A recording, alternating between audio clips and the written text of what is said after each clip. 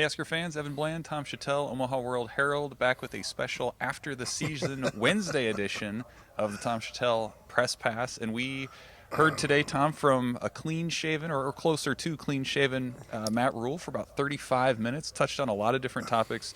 The big topic that's been on everybody's mind for quite a while is the quarterback spot. Right. What's Nebraska going to do with the quarterback spot? They could go into the portal. How much will they double down on the guys they bring back? What was your impression, just generally, about what he said Nebraska wants to do with that spot moving forward? Yeah, it was.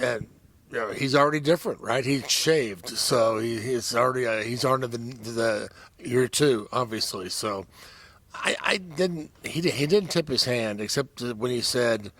I mean, he said I like our guys, and he said specifically Chuba and Heinrich. He didn't mention Jeff Sims when he did that, but he said, "All right, if you want to go into the portal and go to quarterback, it's going to cost you $1 or $2 million for the NIL just to get the quarterback." And then he said there are some teams that are some quarterbacks are agency quarterbacks. He said some players are out there making $6 million a year.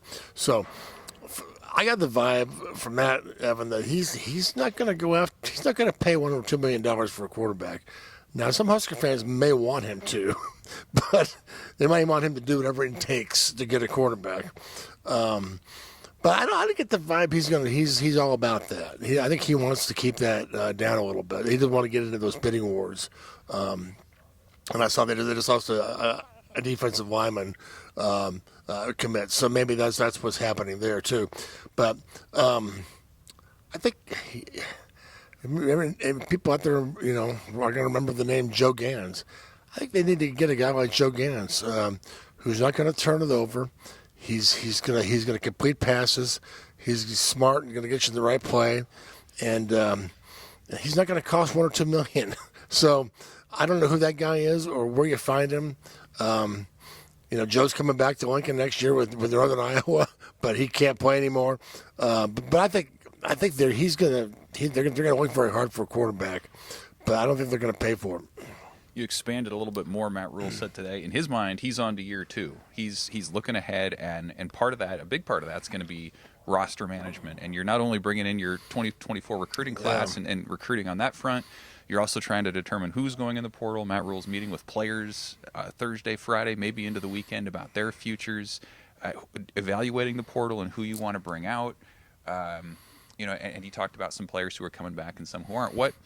What position maybe or player intrigues you as Nebraska continues to reshape its roster this offseason? Well, because I think Marcus Satterfield wants to pass. I think receivers is a thing. And he didn't talk about that very much. I don't think he was asked about it that much. But I wouldn't be surprised if they went in and tried to get somebody to come in and maybe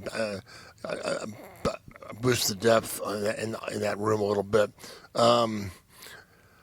You just go down the line. But he mentioned he wanted to recruit a running back. So to me, I think that they're going to have a few options, assuming Ramir Johnson and Gabe Irvin come back. But they're not really big backs. Emmett Johnson's not a guy, short yardage. I think he's going to try to get a guy who can really pound it, somebody big if they can. But he said recruit, so maybe that guy, I don't know if he would come in and play or he'd have to develop. But so I think running backs, the spot to watch. Receivers, basically, I think offensive line. He seemed to like what he's got, but they've got to. They can get another older guy because they've got recruits coming in. But those guys might take a year or two.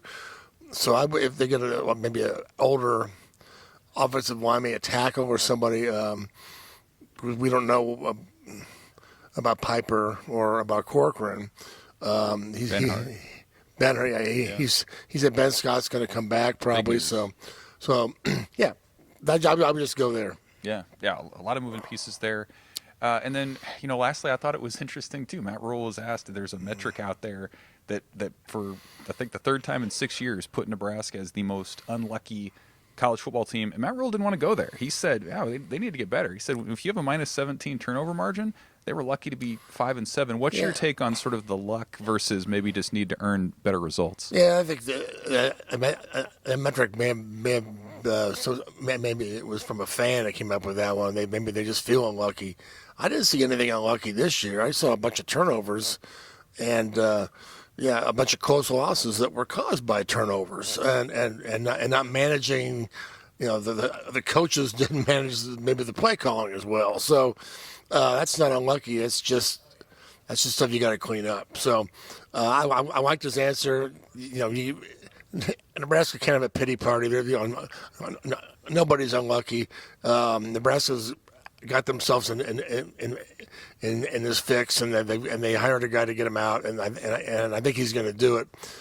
But sitting around thinking you're unlucky is not the way to do it. Well, Nebraska's going to go into behind-the-scenes mode for working. So are we. This will be our last press pass on the football front, probably until spring ball. So we appreciate everybody watching along. We're not done working. We have plenty to write and talk about and continue to dissect. But thanks for watching, and we'll be back. Thank you, Evan, for doing this, and thank you, everybody, for being out there.